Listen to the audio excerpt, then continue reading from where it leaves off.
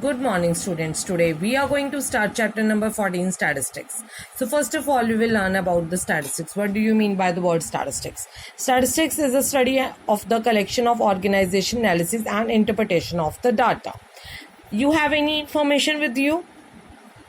To collect that information, then to organize, then to analyze and to interpret something from that information. Data is basically the information. That branch of maths is known as the statistics. Statistics word derives from the word status, state. Okay, in the Latin word it is the state. So basically this refers to, first, in the previous years, like in some periodic time, this word refers to the data collected in the state for some use of state. But nowadays this word has gone very vast in so many fields. So now we will learn about the word data, a distinct piece of the information in the form of the fact or the figures. If we will collect some facts or the figures, so that is known as basically the data. For if we will use that facts and figures for some further purpose also. So in the Latin word it is known as the datum. That from the datum we have word data. So now data is basically of two types, primary and the secondary data. That data collected from any first hand experience for any explicit use is known as the primary data. So if you will collect from the first hand, like directly you will go to some colony and directly collect the data of their shoe size, or you can see of their choices of fruits or choices of vegetables or what kind of things they use. So any kind of data that you will collect directly, that is known as the primary data. And suppose you are using a data that is available at the internet, so that is known as the secondary data. Now we have the ungrouped data. Ungrouped data means the raw data. So the data which you have collected is known as the ungrouped data, which is not arranged properly. Group data, if we have suppose a very big data, if we have arranged them in some order, so that is known as basically the group data. So that is known as group distribution. If we represent that data in some table form, that is tabular form, that is known as group distribution table or the frequency table, or the with the help of the telemarks that you have done in the previous classes as well. Now in this class we will learn about the continuous and the discontinuous frequency distributions. You have already learned about the frequency distribution table of using the telemarks of the simple raw data. Now we will learn furthermore. So class intervals, first of all, these are known as class intervals, which you can see that you have a very big data. You will divide that data into some groups, and these groups are known as the class intervals basically, right? Now what do you mean by the upper limit? So this is in each class interval the greatest number is the upper limit. So out of 20 to 29, 29 is the upper limit, 20 is the lower limit. Okay, so now this type of frequency distribution is known as the discontinuous frequency distribution or the inclusive.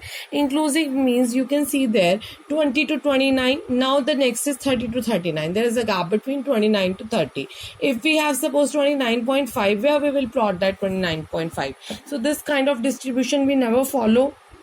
This kind of distribution is basically an unequal kind of frequency distribution, and we will always convert this kind of distribution into the exclusive type of distribution, like 10 to 20, 20 to 30, 30 to 40, 40 to 50. They are attached with each other.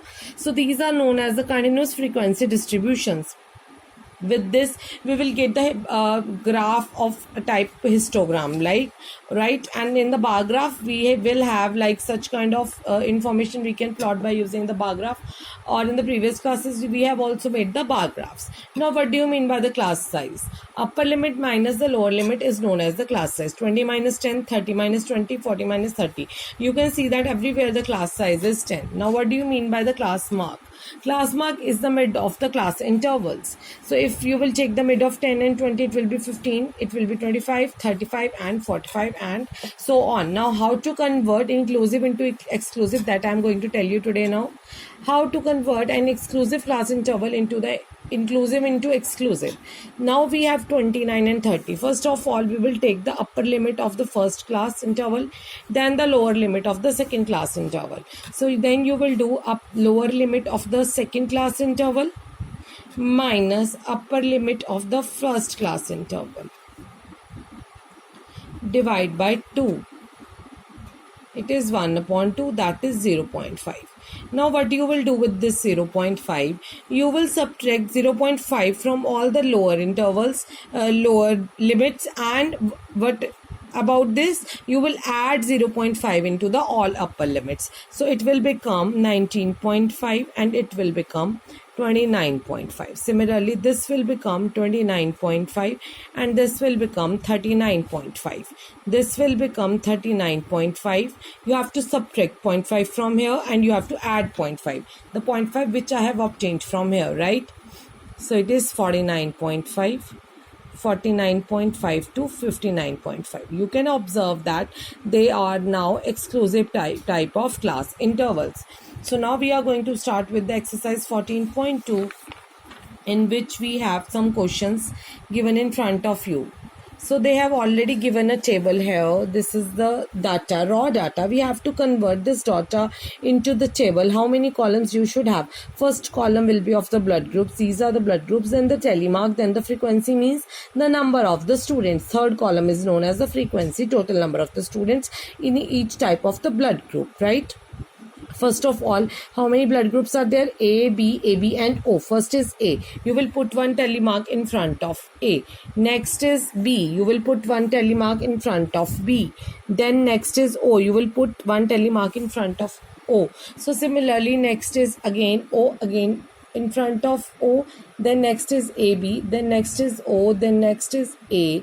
Then next is again O, B, then again A, then again O, then B, then A, then O, then O. Similarly, you have to go like the data which is given to you. You can't, please don't select from that and don't write the frequency directly, because then it will be error for you. It can give you some wrong information as well. So now from the above table, O is the most common blood group. You can see that O has 12 number of hair frequency, and then AB is the rarest blood group which has only 3 students in the class, right? So now next is question number 2. So in the question number 2, the distance in the kilometer of 40 engineers from the residence to their places were found as follows. This you have done in the probability chapter. You have already made the frequency distribution table for this. Let's again draw this. First of all, we will divide the whole data into these class intervals. They have already given you 0 to 5, you can take, but if it is not given, you can take 0 to 10, 10 to 20 and so on. Let's take it a smaller class limit, that is 0 to 5. Similarly, you will start plotting from the first, then go to the next, then go to the third and put it in front of their values. Now you will see that we will have 10 and we will have 5. Where to include 10 and where to include 5, that you have to see that. So where to include 10 will be always included here in this class interval, next one. And where to include the 5 you will include here in this, right? So basically the class interval is closed and the open like this.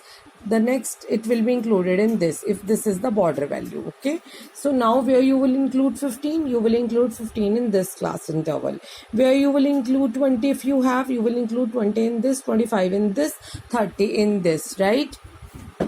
So similarly, you will plot the frequency distribution. Now what they have asked, so they have asked what main features do you observe from this tabular representation. So I have observed that the distance from their residence to their workplaces of the maximum number of the engineers are in the second and the third interval, that is 5 to 10 kilometer and to 10 to 15 kilometers. So basically most of the engineers lies within the area of 5 to 15 kilometer, that are 11 equally.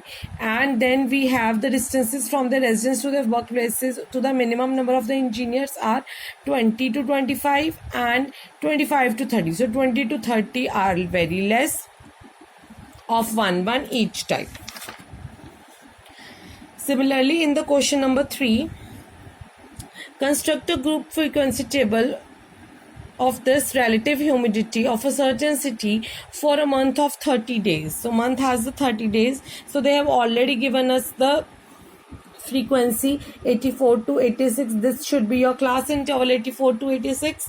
So now we will start plotting. Now like 98.1 will lie where, 98.6 will lie where. So after this plotting this frequency distribution table, can you see that when is this humidity is in which month? It is of course in the June month.